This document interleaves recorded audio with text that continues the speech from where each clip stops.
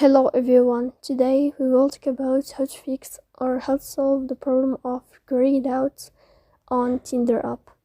To know how to fix or how to solve the problem of grayed out on Tinder app, should just go to settings.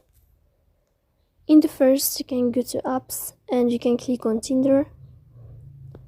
Then you can click on first stop and you can click OK.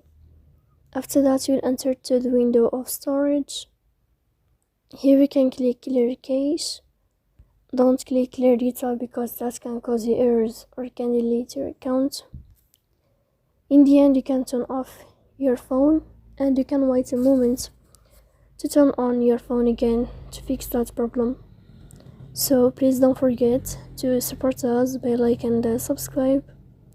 See you next time in another video, and thank you for your attention and your watching.